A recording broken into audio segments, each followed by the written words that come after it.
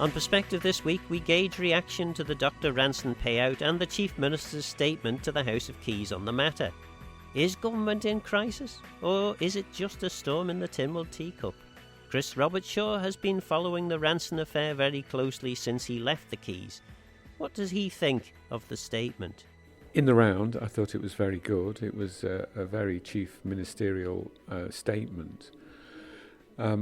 The keynote point for me was undoubtedly, at last, and I say this with a great sense of sort of relief, that at last we're seeing a focus on the AG's department, because I'm sorry to say this, but they have been a poison that runs right the way through this whole affair.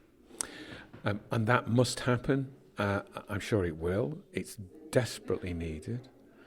But my other main thought was we've got to be very careful here that we don't conflate everything. There are separate elements to this.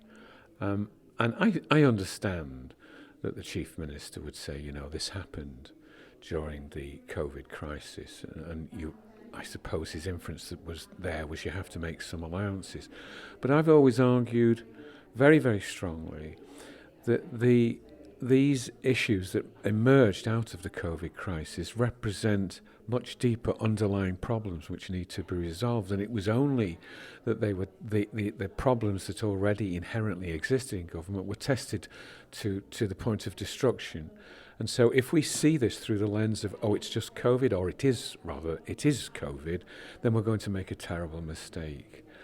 And he was right to say that concurrent to all of this, we've got the independent COVID review by Kate Brunner. I personally am having spoken to her, if my view is of any input at all. I was very impressed with her work, and I feel that if she feels she does need to take it further, that she will. So we've now got two reviews going on. But was the Keys a little bit quiet this morning? More than I thought they should be? Yes. It was all down to the Chief Minister and his statement. I need to see more life, more impassioned engagement on the part of members who were there representing the people of the Isle of Man to ensure good government. So let them all stand up, let them get involved. Is it not the case that effectively the Chief Minister said what needed to be said, and they're going to obviously discuss this again next week in Tynwald, because at the very least we know that Claire Christian has a motion down, an urgent motion to look at establishing an inquiry of some kind. So presumably members, once half a dozen members had spoken, asked questions, they're ready to move on. I understand why Claire would bring the motion forward to Tynwald next week, isn't it? Yeah. But I'm concerned about the fact that she wants a year to look at matters. In some respects, I think that the Chief Minister's statement this morning indicating the review of the AG's department in this and their engagement with DHSC really deals with the matter, I think. And let's see that happen as quickly as possible. But you seemed to imply that maybe the Keys members should have been more animated this morning. Well, what are they there for? I mean, they are there to oversee good government on behalf of the people. And I need to see that expressed an awful lot more than currently is the case. Surely to goodness there would have been robust processes in place managing interfaces between civil servants and their political leaders. Surely those sorts of things exist. No, is the short answer. You know that I've got a long history of saying the structure and organisation of government is wrong. I stand by that now, and I'm sorry that saying these things must bore people to death. But it's the absolute truth, and we need a radical, an honest review. People in government and in politics have just got to let go of the personal and the immediate, and step back and look around them and see what's going on. Because remember, we're only a certain way through this. The Chief Minister was right to say, the tribunal has, as it were, completed its work, but you've still got the Kate Brunner into review, and you've now got the AG's review. If you put all that together, goodness me, there's got to be a massive response to that. And if there isn't, then there's a major fail. And I suppose putting your words into action then, this has taken a year or more already. It's potentially going to take at least another 6 months, maybe another year, certainly if Claire Christian's motion is successful next week. Surely to goodness, a lot of this is blatantly obvious stuff. If you pay someone significant amounts of money, like we were doing, the medical director, Dr Ranson, you listen to them. That's hardly rocket science, is it? Well, that was one of the most stunning issues that's emerged from this, and it represents such deep problems that start and commence from the chaos that was Abbotswood right the way through. Had the department listened to that, by that I mean the DHSC and David Ashford, had he listened to his medical director, then the situation that we find ourselves in now would be a lot less significant than it is, and that was a huge fail. And effectively, though, isn't that what politicians are there for? When circumstances change and normal procedures can't, or you would think obviously wouldn't result in the right answer, the politicians are there to change the procedures or to acknowledge that the procedures aren't working and to act slightly outside of the procedures to get the right result. Well, I'll give you an answer which I've given before, and I don't apologise for doing so, but the huge difference between the public service and the private sector is that the private sector continually, as it were, heals itself, because if an organisation fails to provide a service in an appropriate fashion, at the right price, with the right product, the consumer will migrate away. Government isn't like that. We as taxpayers are, as it were, the consumer of government services, but we have no opportunity to walk away. Our only hope is that our elected politicians will stand for us and make sure that our interests are protected. And that's a question that each member has got to ask, because in many respects they're not doing it because they're getting sucked into the departments and going native. And until such time, I think it'll take a mindset change amongst the members before people return to a greater sense of confidence in government. As far as the general public are concerned, they recognise obviously something has gone wrong here.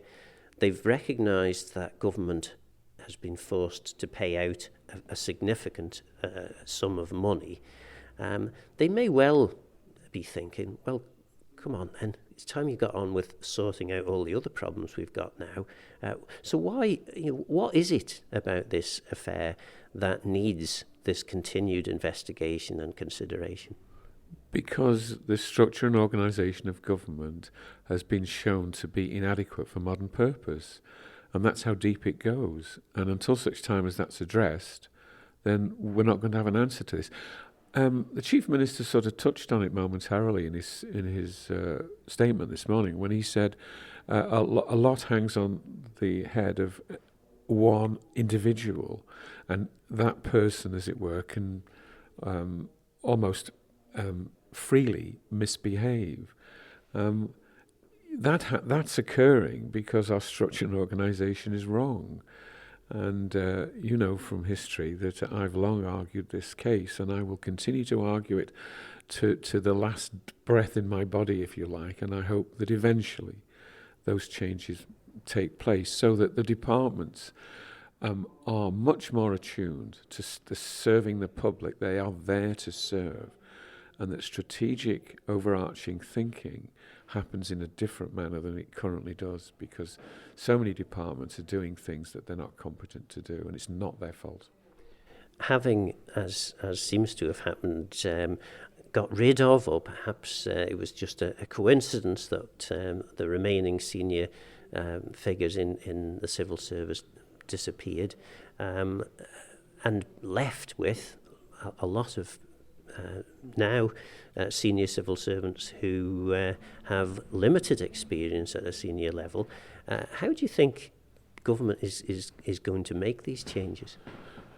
Well, dare I say, without upsetting everybody, that you have to change the structure so that the department is driven by service delivery and that the public recognise that that's what they're doing, instead of being left with a whole range of responsibilities from the day-to-day humdrum right the way through to high-level strategic thinking. And the departments can't do that. They just can't do it. And eventually the penny will drop with everybody and we'll stop making these ridiculous mistakes. So each department is a government in its own right. Now, come on, Phil, that's nonsense. Their job is to deliver certain services, and the centre of government has to focus on its overarching strategic thinking and then interact with the operating departments so there's a cohesion between the two parties and across government. I mean, there's moves towards this on the face of it when you say you're going to have a chief executive, which I wholly support, by the way, instead of the chief secretary, and that the CEOs of departments have been changed to COs, which is, if you remember, years ago I was saying they should be COOs, which is the same thing. But before you get there, you have to say this is one government, one organisation, and it is coherent. And at that point, a lot will start to change. Claire Christian MHK has an urgent motion in Tynwald next Tuesday for an inquiry into the Ranson affair. Is she concerned by the Chief Minister's suggestion for an independent assessment of what went on? I've got concerns that the independent investigation that he's requesting is already, his words are already sort of narrowing down the investigation just to the DHSC. My questions afterwards was, would the remit include the Attorney General's office, political involvement, senior civil servants that aren't in the DHSC outside of that department? And he was very vague. So from my stance, my motion covers all of that. If the Chief Minister brings, and I don't know, he again, I asked him on the floor of the House of Keys and he was unclear as to whether he was going to amend my motion or bring a motion himself. So we'll see what he actually brings. But we've got, members have got to be really, really careful here that we're not being sidelined with a pseudo-independent investigation that actually doesn't cover the whole issue. John Wannenberg, MHK, had a very, what appeared perhaps to be an innocuous question which discussed or asked about cultural change. And basically he asked the Chief Minister, have you apologised directly to Dr Ranson? And if you haven't, then that tells us a lot about cultural change. The Chief Minister managed to answer the question without saying very clearly one way or the other, but it would appear that he hasn't apologised directly to Dr Ranson. Do you think that the talk of cultural change, and there was plenty of it this morning, is just talk?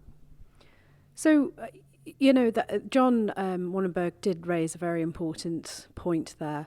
It has the Chief Minister, I believe his statement may be that of an apology directly to her, but certainly doesn't go by far enough, actually, person to person. I agree with you. I mean, let's just face it. To go back to, let's take up a smaller point, the appeals. We know that the Chief Minister gave advice, as he calls it, to the DHSC to proceed with the second appeal. Did he at that point say, go ahead with the appeal, but just remember we've got cultural change. Just remember that. We shouldn't be, we should be accepting what has happened. And we've got good cultural change here. And actually, that doesn't seem to be the case either. Seems to be this very much an arrogance that's coming from the people who are making the decisions, and we still don't know who are those people. We don't know if that's the Chief Minister, if that's the Attorney General's office, if that's the DHSC, and these are facts that need to be cleared up. I want to know from our perspective, and certainly we'll be looking at this in obviously in Tynwald next week when we know how this independent investigation is going to be put forward, but who's appointing this senior legal person, who appoints them, how much is this going to cost? I mean, ultimately, look, my motion hopefully has started this ball rolling. We knew it wasn't enough. We knew it's not independent. We know it's not a public inquiry. But the motion that I've brought forward has started that and put the pressure on the government. I can't bring a motion about an independent inquiry because I don't have Treasury concurrence. He will obviously seek that in his motion, I would have thought, and give some idea about what that cost will be as well to the taxpayer.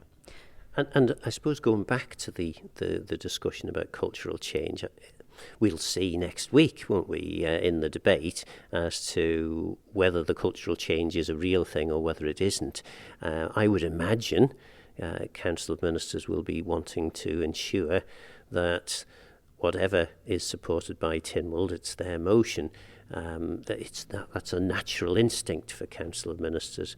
But I suspect from what was said in Keys, that the cultural change that many members are looking for is a recognition that sometimes Council of Ministers needs to let go and allow a more independent assessment to take place.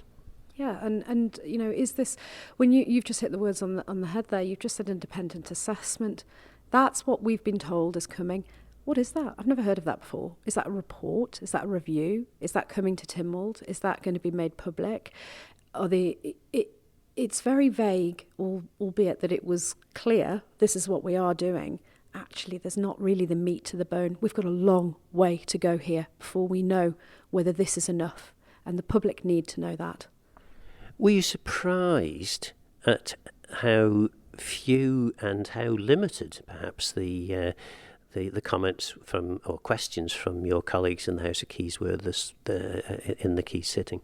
I don't think my colleagues and myself have the facts, so it's very difficult. We have a lot of hearsay, we have a lot of opinions.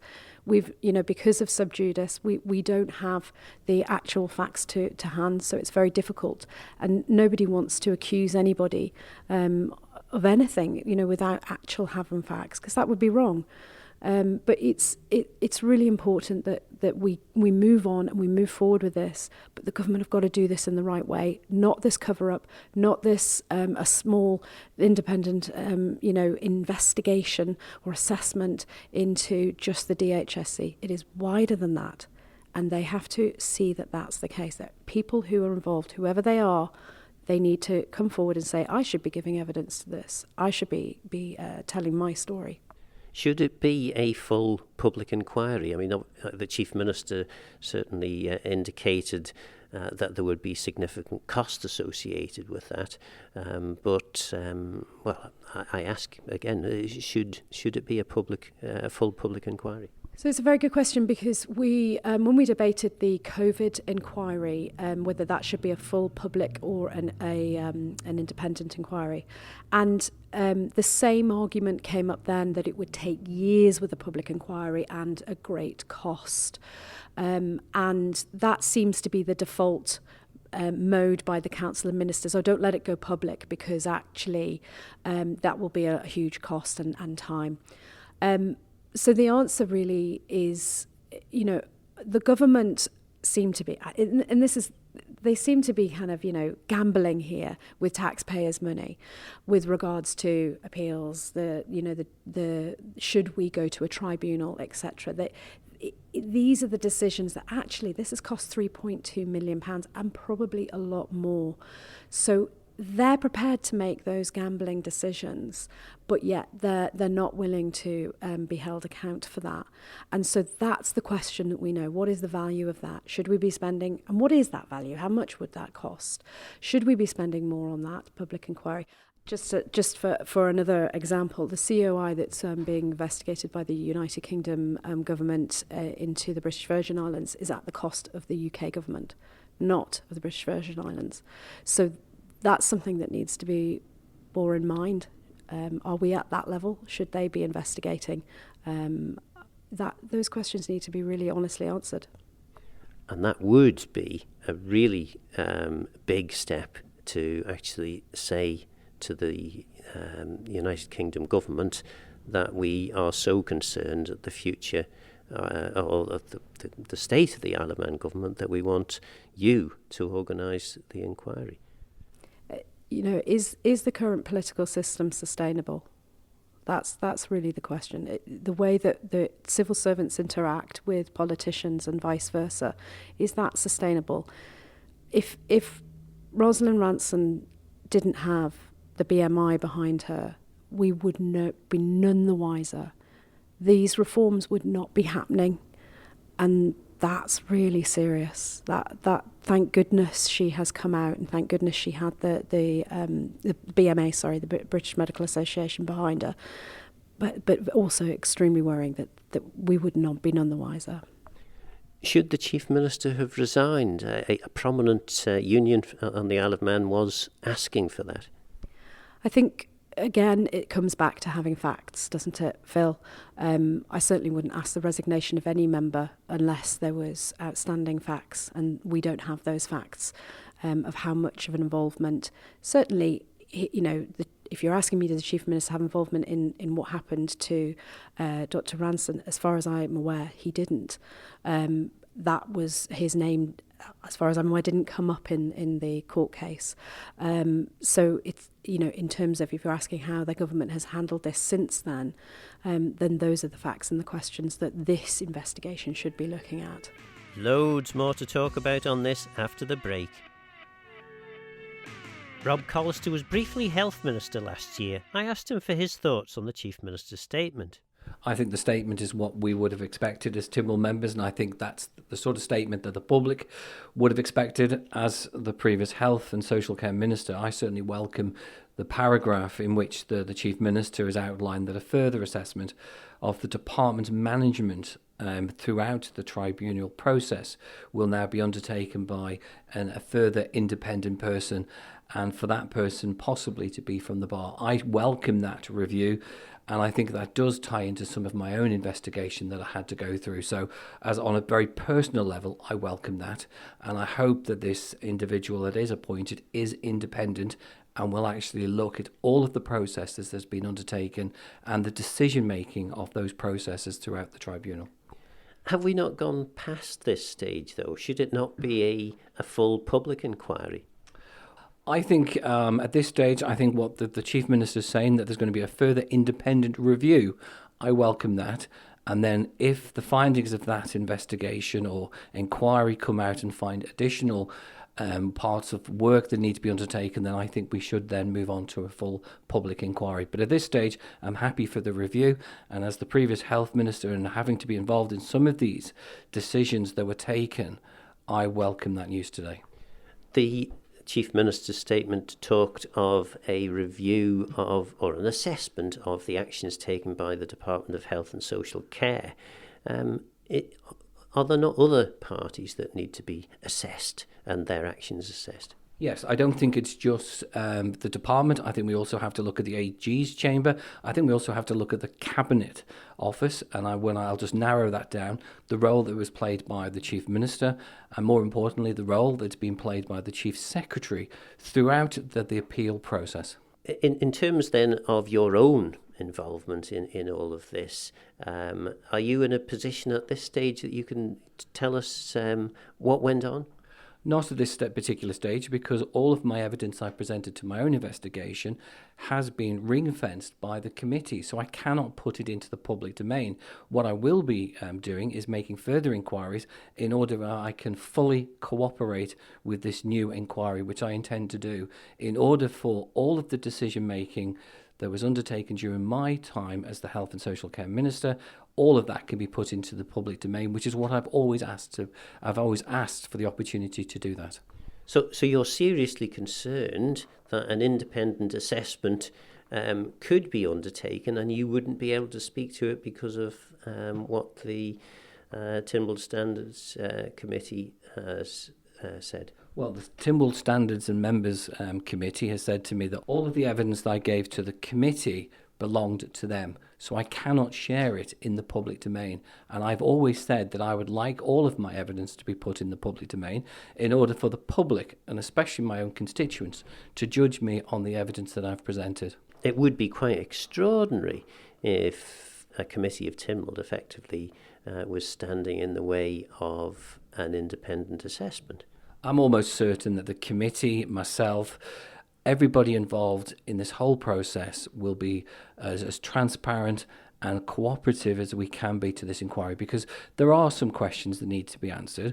But at the same time, as I said into the House of Keys today, every time we talk about the Dr Ranson case, and including myself in this, it has a serious effect on people's mental health, and that will include the officers within the department. At some point, we have to draw a line under this. But at the same time, I'm happy to cooperate with that inquiry and to answer any questions that I'm asked. If government had approached Dr Ranson in a more friendly and amenable fashion, do you think that the payout to Dr Ranson would have been as high as it ended up being? I think that's a really difficult question to answer as a member of Tynwald. I do genuinely believe if we went all the way back in time and decisions and how things were dealt with at a very early stage, then we certainly wouldn't be in this position here today. So lessons do have to be learned. I know that's the old cliche here. But what we do have to do is to make sure there is a robust system in place for civil servants. Any civil servants at any level can report unacceptable behaviour. At the same time, we then have to review and manage this interrelationship between political members, not just department members, but ministers, and with the senior members within the department. Because as you highlighted in one of your programmes recently, we have to have robust discussions within a department, and we've got to get this culture right where we can make the right decisions for the people of this island. But that can only be done if there is robust discussions when you're having to make those really difficult decisions that's going to affect everybody on this island. Prior to becoming Minister, Julie Edge MHK chaired a committee looking at civil service whistleblowing. Does her committee's report have any bearing on the Ranson affair? It has, Phil. Certainly the report was presented to Tynwald in February 2021, so quite recent report, and it had a number of recommendations, and certainly it was pre-COVID, and we did meet through that committee work that I chaired. Obviously, I brought the motion forward to get a select committee set up. It's something that I've campaigned strongly about because I was going to be a whistleblower myself, but chose to come into Parliament to make those significant changes that were needed. And certainly some of the recommendations of the committee have been implemented, but not all as to date. But I'm hopeful that we will see those coming through. I mean, I'm guessing, as a minister, you will say that you were reassured by the statement the Chief Minister made. Yes, certainly, but I think we need to focus not just on one case. We've had previous public sector cases, so therefore we have got issues and concerns. That's all throughout the Whistleblowing Committee report, which I have circulated to members today because there are newer members in here. And certainly it's been ongoing for a long time. I worked in the service 38 years. I know that these behaviours are not new, but we need to find a way to ensure that we have a successful good governance structures and following of policy and process because that's where the failings are coming. Now, I put that down to training. I had an excellent induction when I came into government civil service. We had excellent, highly professional people leading the civil service, and that's key, I think, for this government. And the Chief Minister did say it in his statement today, the appointment of the new Chief Executive Officer for the Isle of Man is going to be the key important position to deliver the change that we desperately need. So, of the recommendations that your committee on whistleblowing brought forward, what would be the key ones that need to be implemented that you aren't seeing implemented as yet? Well, obviously, there was changes to employment legislation. They have gone out for consultation on any changes to the employment legislation. I have put my thoughts through to that process. And I think the key one for me, and this is personal. It's not anything to do with my role as a minister, but personally, we have to make sure that any failings with officers going forward can be held to account, and certainly that's not the case at the present time. So, of course, Phil, you come in as a political member representing the people for 5 years, and this is all about people's money. We need to make sure that if there is any errors that were due to failure in the policy, following policy or procedure and the governance, that people have to be held to account. You can't just hold ministers to account because it happens further down the chain. And we've got some excellent people working in government, and I don't want to see people working with their heads down. I want to see them confident individuals working in an organisation that they understand the rule book, which is policy, procedures and process, and they're able to follow them confidently for the people of the island. Unite the Union have called for the Chief Minister's resignation. There have been various comments made over the course of the last week in relation to a lack of confidence in government. Can government get out of this mess? I certainly think we can. I was quite shocked to read what United had written. There have been four previous public sector cases that it's possible they were involved in before the Dr Ranson case, and similar behaviours can be recognised throughout all those cases. So I was quite surprised to see that. It's not this Chief Minister. Yes, he's leading the government, and I think that's what he's shown today. He stood up and he is going to lead that change. And I think it's going to be difficult until that Chief Executive Officer is in place to actually start that true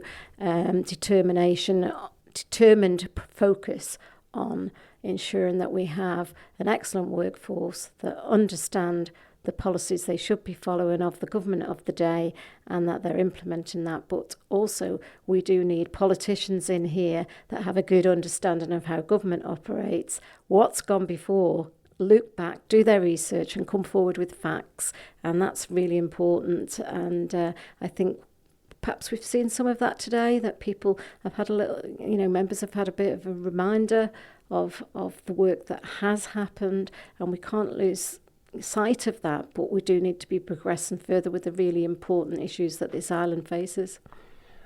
You are elected every 5 years, as indeed are all of your other 23 colleagues in the House of Keys.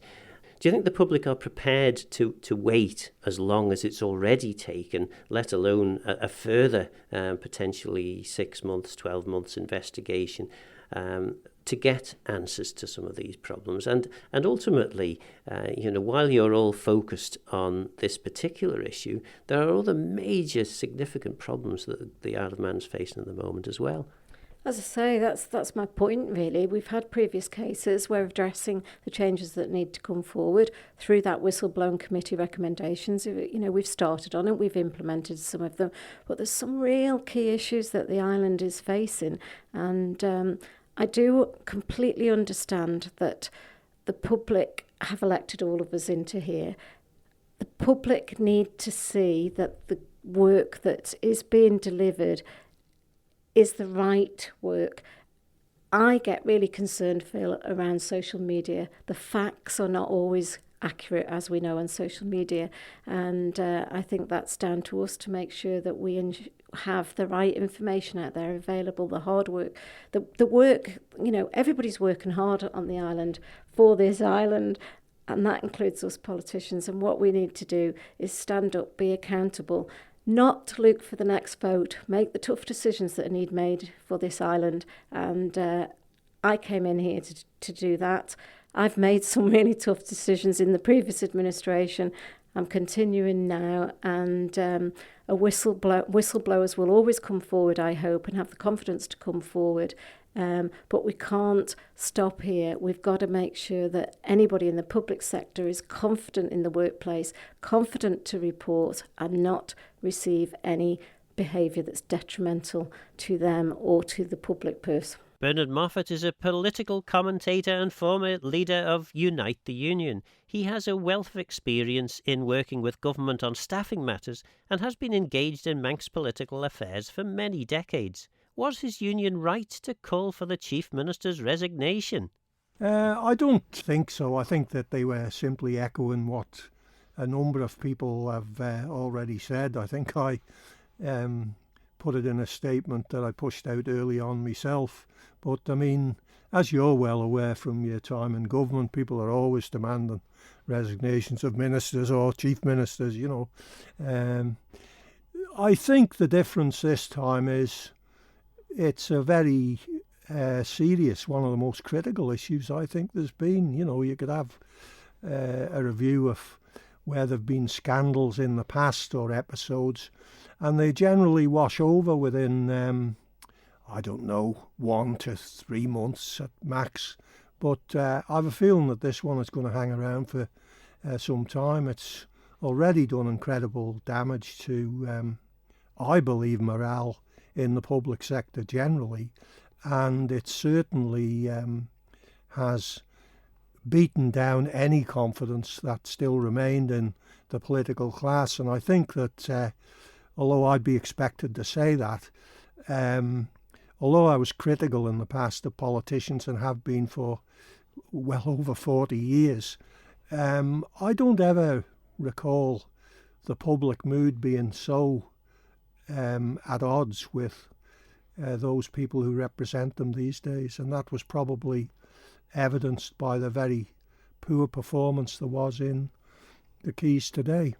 I honestly think that people are struggling at both the level of social commentators, that's people on social media, the mainstream media, perhaps with the exception of Isle of Man TV, who've been very sort of heavily invested in this, and in the political class generally. And I don't mean just ministers and Coleman here. I mean the whole shooting match of Tynwald.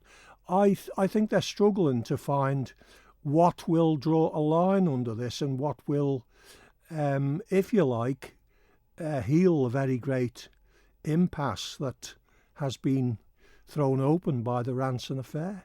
You must have come across situations as serious as this in the past. I don't think so. There's often been scandals over money, for example, or when ministers are purported to have tarmacked the Slough or something like that. But, you know, this is in a whole different league. It was played out very publicly. Incidentally, in case I overlook it, one of the things I would agree with the Chief Minister and his statement this morning was it did demonstrate that the employment tribunal system is robust. Now, coming from me, that's quite a compliment, because I was at war with the employment tribunal system from when it was set up. I mean, I've been thrown out of tribunals. I've taken issue with chairmen of tribunals. I never had a great deal of confidence in it.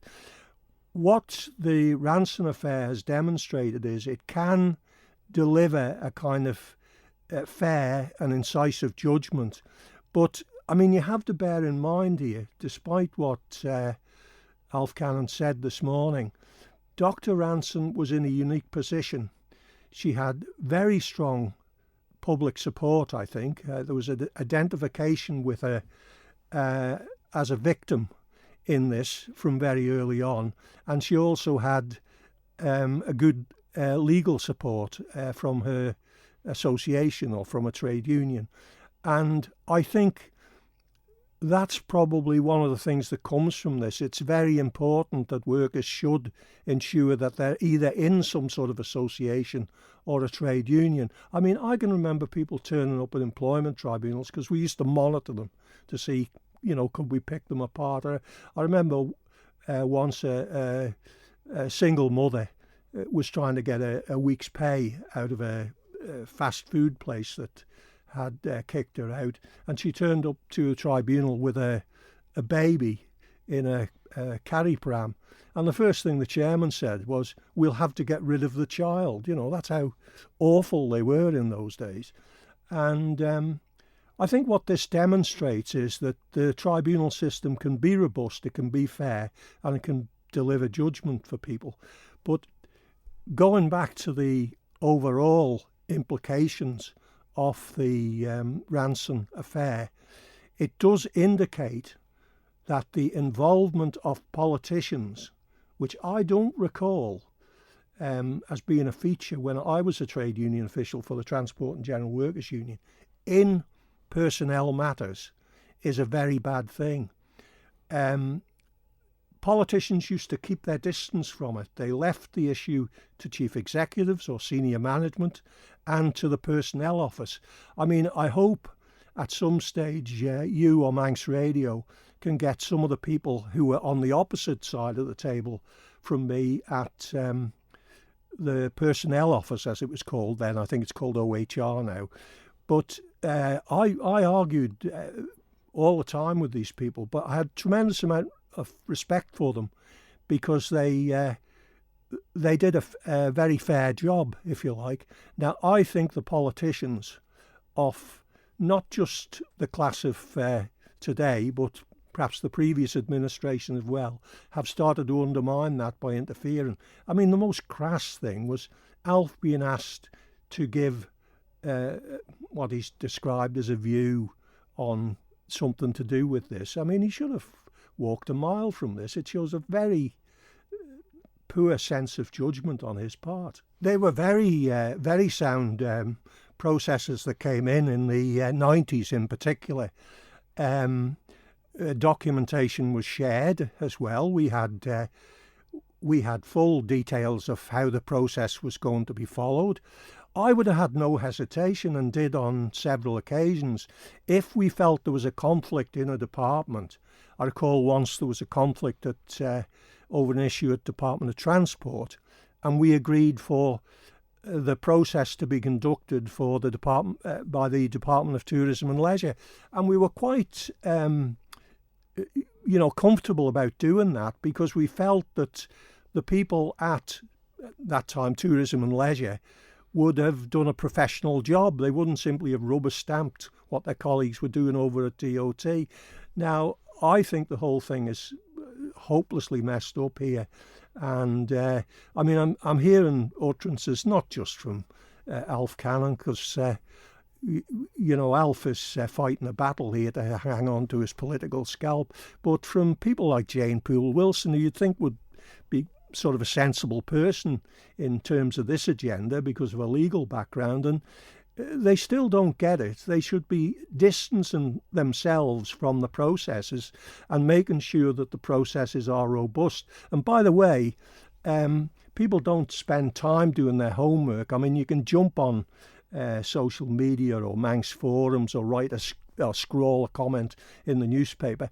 I spent the weekend going through the procedures that the Office of Human Resources have now for dealing with issues like disciplinary matters and, grievances and so on.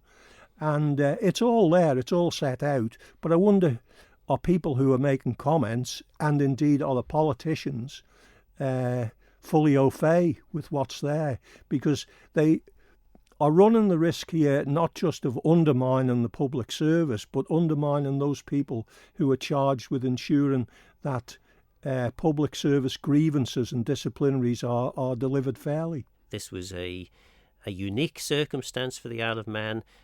Quite clearly, there wouldn't be processes and procedures in place that could have second-guessed all the things that would have happened here. Do you have some sympathy with the ministers who allowed the situation to develop in the way that it did? I have no sympathy at all with the ministers at the time, nor some of Dr Ranson's colleagues at her level or above her, because who are you looking at, Phil? You're looking at me, one of the most arrogant people probably on the Isle of Man. Now, one of the things I always did when we were faced in the trade union with an unusual situation, as you put it, and we were faced with them on quite a few occasions, was I always sat down with the crew and listened to what they said. So Big Bernie Moffat was spouting off on the radio, but Bernie had had a good listen beforehand to what the people around him had to say, all of them, even the ones you disagreed with. Now, what you can say arising out of the Ranson affair is she came forward with some views that colleagues didn't agree with. Now, rather than accept that as measured input, she immediately became some sort of enemy to them, was sidelined, and the politicians allowed this to happen. Now, that's a pretty dreadful thing. And I think Alf's classic 1933 Peel AFC tactic in the Keys today of being the centre forward who kicks the ball back down the field to the defenders is not going to resolve it. I don't see that appointing a QC to head up an independent inquiry is going to do other than kick this into the long grass. I don't, by the way, say that out of, well, it would be a KC now, but I don't say that out of any animosity towards King's councillors or Queen's councillors. I sat on a couple of commissions with QCs. Sir David Calcott was one, and Malcolm Bishop was another, legal commissions. They were both very professional men. They looked at the agenda they were given. They looked at the team who'd been gathered round them. And we delivered a report. Now, the thing about that was, by the time we got round to having that report published 2 years on or whatever, I doubt it was implemented. In fact, I'm pretty sure it wasn't. By that time, the situation had washed on. The one thing about this, as I said earlier, was I don't think the Ranson thing is going to go away, even if Alf does get this independent report. But it's a fairly canny move on his part, because he's obviously studied both social media, mainstream media, and his political colleagues. There's no appetite for another time-consuming and expensive independent report.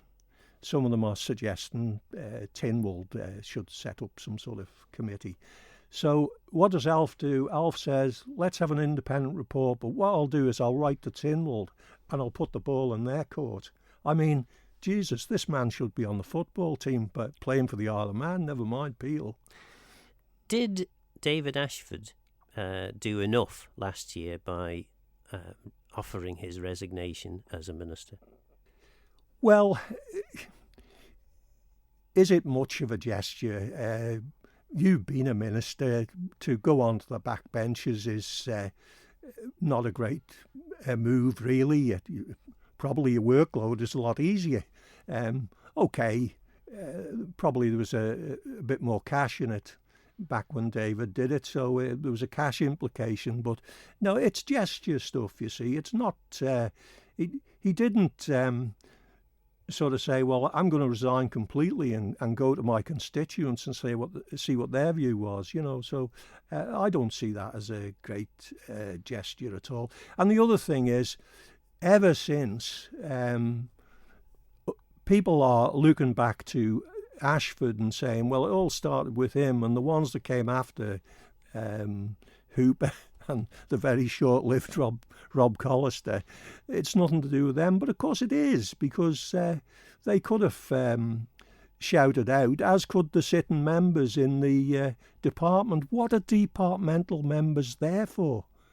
I mean, interestingly, one of the things I did before coming up here to Manx Radio today, that's why I was a bit late, was I noted that Dominic Delaney had died, and I wrote a quick tribute to Dominic, and it's very short, but it was very heartfelt, because to me he was the epitome of what good, honest politics was in the Isle of Man. Now, some people disagree with me on that, but I found him that way. I found him to be direct and no nonsense and not cultivating his image, and I think today, more so than perhaps even back in the day that you were there, politicians seem to be cultivating their image. Jesus, they're already campaigning for the next election with all the difficulties the island faces, not least the Ranson affair.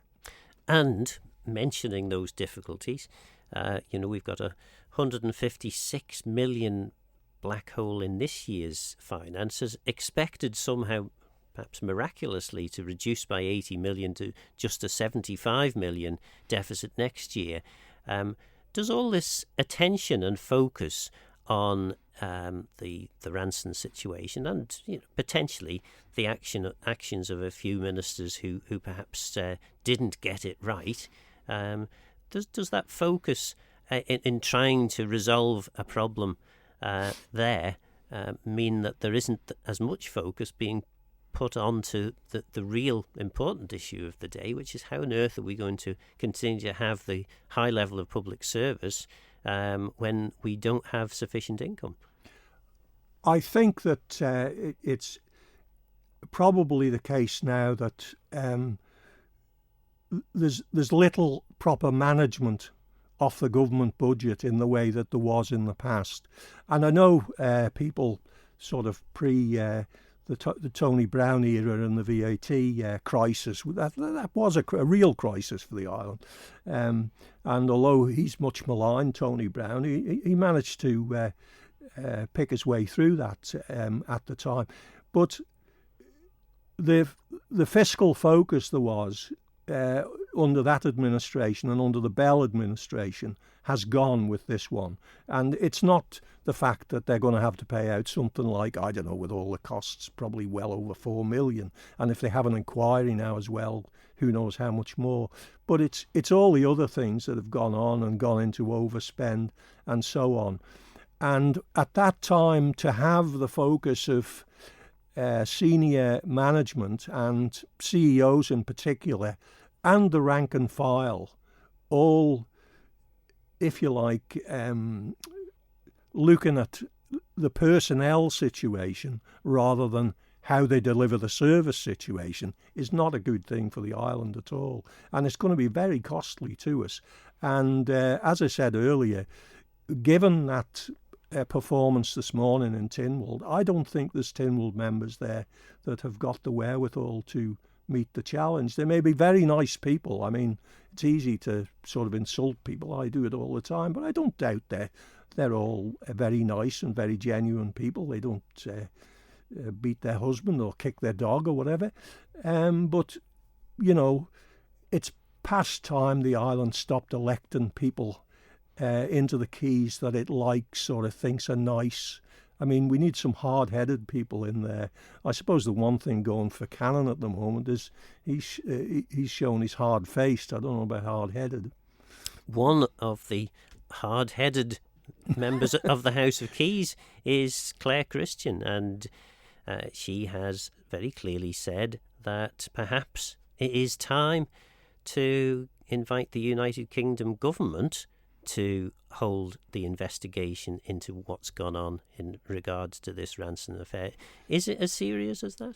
It possibly is. I mean, the last time the UK government intervened in the island was over a much smaller sum, let's put it that way, than what's in the equation here. Because you've correctly identified that we're not just looking at what Dr Ranson gets paid or how much inquiries cost or what legal fees are. We're looking at the overall damage in terms of focus that's been taken off other important issues, which is ramping up costs all the time.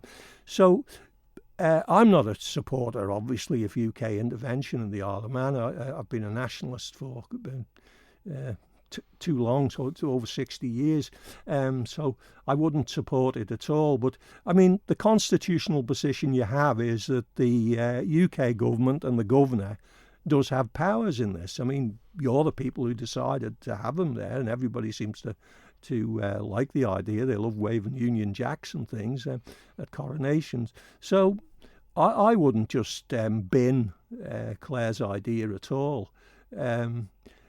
It's unfortunate that Alf chose to, when he picked a cabinet, bin Claire Christian, because she's probably one of the few that's in the keys at the present time that's got any wherewithal and go about her. So there may be something there, but certainly I wouldn't advocate it at all.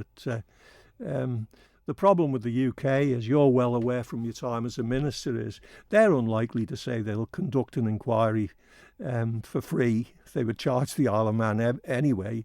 So, if Tynwald want to have an independent inquiry, they might as well just get a KC, a King's Counsellor, and I would hope that they would assemble round him a team of people that had some credibility in the Isle of Man. And in terms of that, I would say some of those people who've been previously in the likes of the Personnel Office or in HR in the Isle of Man at a time when things were much more positive would probably be sound people to at least advise. We did ask. I did ask you. Did I ask you at the start? I asked You're asking me too much. I asked you about the statement that the Unite made. Did I ask you whether the Chief Minister should resign? I can't remember now. Well, you did. I'm loath to sort of. It's symbolism, isn't it? I mean, Alf's going to try and cling on, so God can come down from heaven and ask him to resign. Alf would probably say, well, maybe we should have an inquiry, independent inquiry or something. So I don't think it'll make any difference. I tell you what I would say is the response from the union, although I welcome the Unite one, and I posted a item to that effect, has been very sort of uncoordinated. Certainly the Isle of Man TUC doesn't seem to have the voice that it once had. And I think the union needs to learn some lessons, or unions need to learn some lessons from this too. They need to realise that they're dealing in a whole different situation now in terms of employee relations, not just across government but more generally, and they need to up their act. And there needs to be better support for people to have unions and associations that can represent them. Now, Alf Cannon, I'm repeating myself here, so you probably have to edit it out. Alf Cannon praised the tribunal system. I made the point the tribunal system is only as good as the support that a person gets when they end up at the tribunal. And it's vital that they get trade union or staff association support. One of the things that Tynwald and the Keys could do is give trade unions a right to statutory recognition in the workplace, not people the right to belong to trade unions, which already exists, but the actual right to have free bargaining agreements in the workplace.